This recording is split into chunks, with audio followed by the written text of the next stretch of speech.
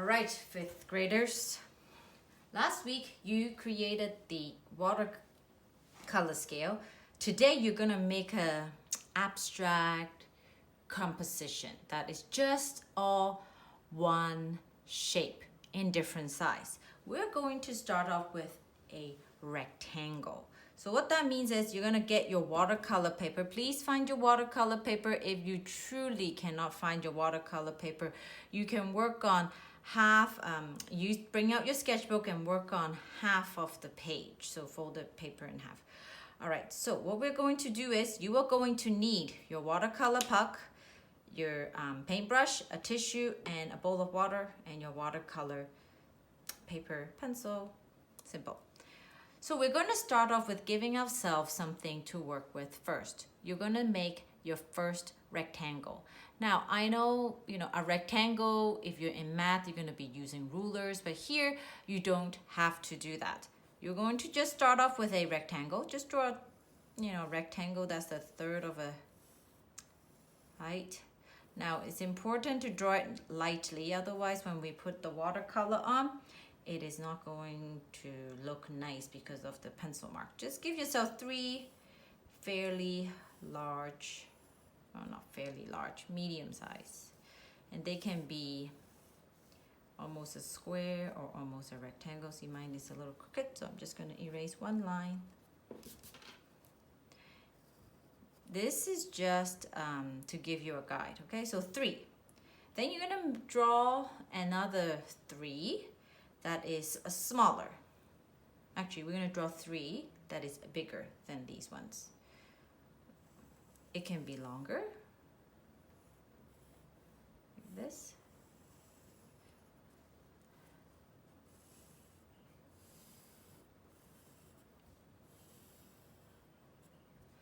And maybe I'll do another one here.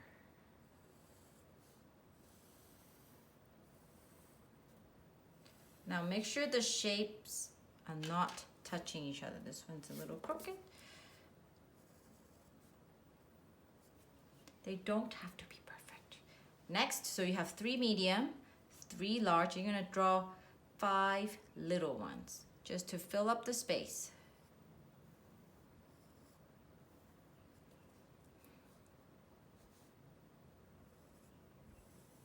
Two.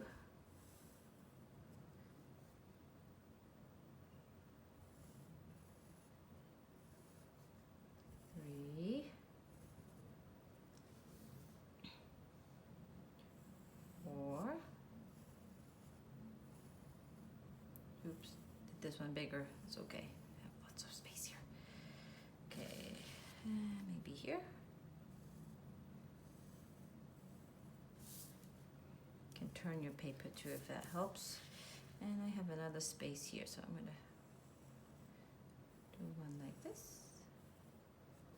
And maybe one like this. So that's it. So you should have about 1, 2, 3, 4, 5, 6, 7, 8, 9, 10, 11, 12, 13, about 13 shape. So start off with 3 medium, 3 larger, and then fill in the space with smaller ones.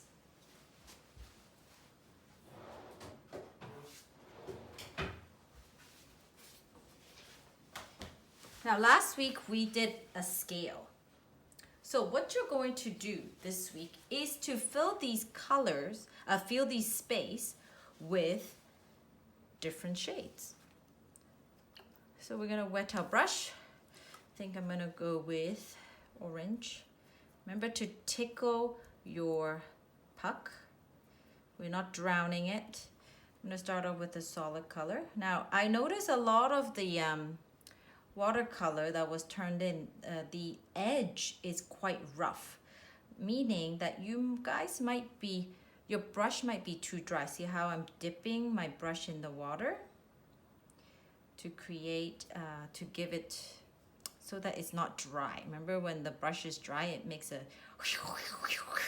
sound? That's not good, we don't want that, okay? All right, so, and this is my medium. It's not very dark, not very light.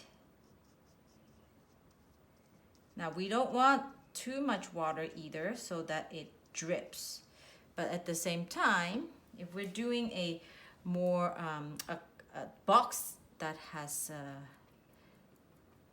more pigment, so closer to the darker, we don't want it to a point where it is shiny afterwards either, because I noticed some of you, the pigment is so intense that it is shiny, so we don't really want that either. So I'm gonna do one with a more intense color.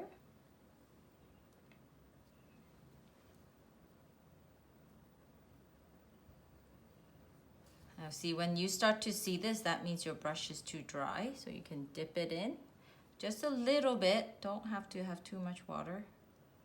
Boom, there's one. This one, the color is pretty intense.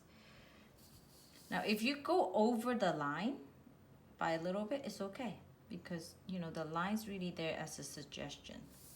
So that one is more intense. So I'm not gonna use more pigment. I'm gonna try a lighter color. So the goal is to fill it in as much as you can in as many variety of colors. And you will notice that the color sometimes is not very even, and that's okay, because that's the unique characteristic of watercolor, is that you can have light and dark within the same box. I'm going to do a lighter one, maybe on here. Now you can see, the pencil mark, it depends on how much I press, that it creates, that you can still see it or not. You can even see here how my colors are solid in one area versus the other. So I'm going to finish this quickly and you can watch.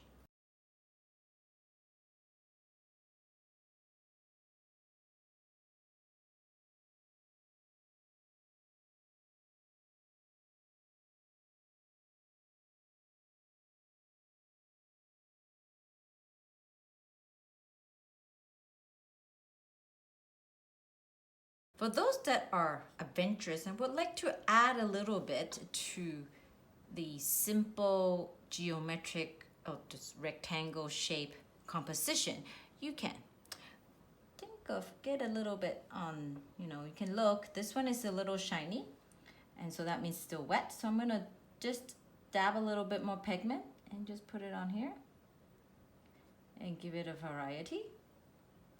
Or you can try here, this one is still wet with very intense color. I'm gonna go in and just take it up. You can see it creates a different texture. Or these ones, it's very light, but then it's completely dry. I'm gonna go in and just give it a line.